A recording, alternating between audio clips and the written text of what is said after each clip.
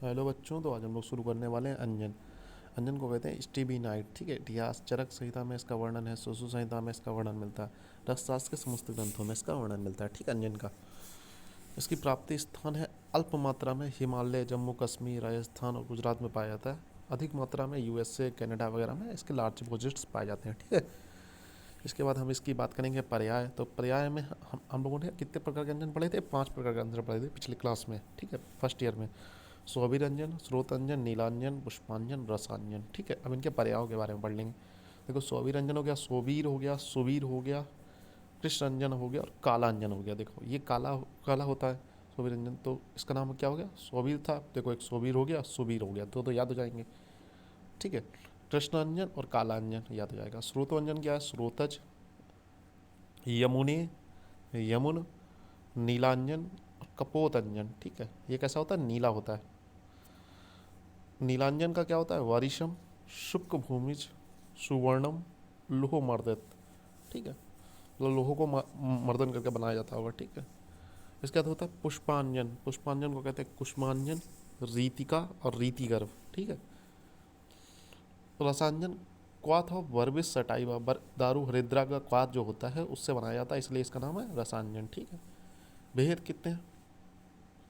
सोभिरंजन, श्रुतोंजन, पुष्पांजन, रसांजन और नीलांजन। सोभिरंजन और श्रुतोंजन को हम लोग डिटेल में पढ़ेंगे। रसतरंगिणी ने केवल दो को अंजन माना है। ठीक है, रसतरंगिणी जो एक टेस्ट है उसने सिर्फ दो ही चीज़ों को माना है। ठीक है, इसे हम लोग पढ़ने वाले हैं। जो कालांजन है, ठीक है, उसे कृष्ण कृष्ण वर्ण का माना, ये नेत्र हिक्का और विष में है, ये अलग माना गया, ये इंपॉर्टेंट नहीं है। ठीक है, ऐसा सच। तो ग्राह्य स्वरूप, सबका हम ग्राह्य स्वरूप के बारे में पढ़ेंगे। कौन सा वाला में ग्रहण करना चाहिए? देखो, सोभिरंजन अगर है तो धूम्र वर्ण का होना चाहिए, तोड़ने पर चमकदार, घिसने पर काला वर्ण का होना चाहिए, तो उसे ग्राह्य माना गया। ठीक है, श्रुतोंजन का क्या है? चींटियों के घर के पहाड़ जैसा होना चाहिए, मतलब जैसे कोनिकल इन शेप होना चाहिए, तोड़ने पर नीले कमल के जैसा चमकदार हो। मैंने बताया था इसका एक पर्याय नीलांजन है, तो नीले कमल के समान हो तोड़ने पर। घिसने पर गैर एक रंग की लाल रंग की रेखा बना उत्पन्न करता है। ठीक है, रसंजन पीत वर्ण का पीले रंग का होना चाहिए, पुष्पांजन श्वेत वर्ण का होना चाहिए और नीलांजन नीले वर्ण का गुरु होता है। ठीक है, इसके बाद हम लोग बात करेंगे इसके शोधन की। तो शोधन में हम लोग स्रोतोंजन और सोभिरंजन का लगभग शोधन सेम है, तो शोधन विधि करते हैं। ठीक है, त्रिफला क्वाथ या भृंगराज सोरस, ये ले लेते हैं। कितने समय तक करना है? एक याम तक करना है। यंत्र कौन सा लेना है? दोला यंत्र। त्रिफला क्वाथ भृंगराज सोरस से एक याम तक दोला यंत्र में शोधन करने से स्रोतोंजन सोभिरंजन शुद्ध हो जाता है। ठीक है, वो ठीक है। बेसिकली अगर आपके पेपर में पूछेगा, मेरे ख्याल से जो पूछना चाहिए स्रोतंजन या सोभिरंजन पूछेगा। अगर बाकी व्यंजनों का पूछेगा तो सिर्फ नाम पूछेगा, नाम ज़्यादा इंपॉर्टेंट। ठीक, उसके बाद पढ़ेंगे भावना विधि, फिर त्रिफला क्वाद भृंगरासुर द्रव्य, 7 दिन समय खल व्यंत्र। ठीक है, ये बाकी व्यंजनों के लिए। इसका पुष्पांजन का कुछ नहीं होता। नीलांजन का क्या है? भावना विधि है, खल व्यंत्र है, नींबू सुरस से भावना देते हैं। समय कितना? 1 दिन। नीलांजन को नींबू सुरस से 1 दिन तक भावना देने से वह शुद्ध हो जाता है। ठीक है, रसांजन का क्या है? सूर्य सूर्यवाती योग से रसांजन शुद्ध हो जाता है। ठीक है, उससे मतलब भावना सूर्यवाती योग से किसी सूर्यवाती वातादि सूर्यव्रतादि के किसी एक द्रव्य से भावना देने पर रसांजन शुद्ध हो जाता है। ठीक है, अंजन के गुण।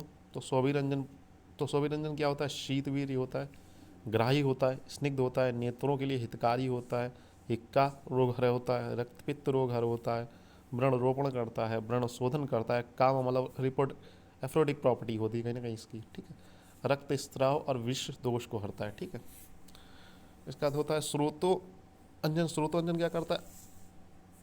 शीत वीर्य होता है ये भी। ठीक है, हिक्का को दूर करता है ये भी, विष दोष हर ये भी है, लेखन है, छर्दी है, स्तन्य वृद्धि करता है, नेत्र रोग है और रक्तपित्त है। तो क्या क्या कॉमन मिल रहा है? देखो, पहले कॉमन वालों को देख लो। शीत वीर मिल रहा है, हिक्का मिल रहा है, विषदोषर मिल रहा है, नेत्र रोग हर मिल रहा है और रक्तपित्त। ये ऊपर वाले में भी कॉमन था, इसमें भी कॉमन है। तो इन इन चीज़ों इन ऐसे पॉइंटों को उठाओ जो कॉमन हो दोनों में। ठीक है, उसके हम लोग पढ़ने वाले हैं स्रोतवंजन। स्रोतवंजन में क्या? शीत वीर है, हिक्का है, विषदोषर है, नेत्र रोग है, रक्तपित्त है, लेखन। ठीक है, रस ये हम लोगों ने बात कर ली थी। फिर हम लोग पढ़ते वाले रसांजन। रसांजन क्या है? नेत्र रोग हर है, विष दोष हर है, हिक्का है, श्वास है और रक्तज रोग है। तो इसमें भी आप लिख सकते हैं नेत्र रोग हर है, विष दोष हर है, हिक्का है और रक्तपित्त भी लिख सकते हैं। रक्तज रोग में क्या आता है? रक्तपित्त आता है, तो वो भी लिख सकते हैं। तीनों में क्या कॉमन लिख सकते हैं? शीतवीर, ग्राही, नेत्र रोग हर, हिक्का है, रक्तपित्त, ये तीनों में कॉमन लिख सकते हैं। ठीक है, ठीक है। अगर कुछ ना याद आए तो एटलीस्ट तीनों में ये लिख देंगे आगे पीछे करके, तो नंबर मिल जाएंगे। ठीक है, इसके बाद हम लोग बात करने वाला है पुष्पांजन। ये क्या है? हिक्का है, नेत्र रोग हर है, विषहर है और शीतवीर है।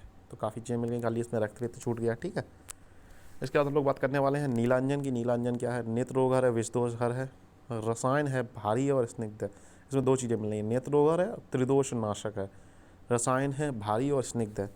मात्रा कितनी लेनी है इसकी? आधे से एक रत्ती लेनी है। ठीक है, मतलब अप्रॉक्सीमेटली 500 मिलीग्राम से 1 ग्राम तक। अंजन इतना ही लगाते हैं लगभग। ठीक है, आंखों में।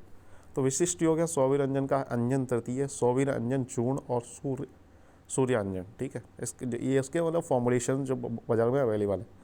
तो स्रोतोंजन का है? अंजन तृतीय, भूत भैरव रस और तारमयादि वार्तिक। ठीक है, नीलांजन का क्या है? नीलांजन का है गरुणांजन, षडवर्ती, रसेंद्र, आदिवट्टी। इसका इसका रसांजन का क्या है? पुष्यानुक चूर्ण है, चंदनादि चूर्ण है, ब्रह्मे मुदगर रस है। ठीक है,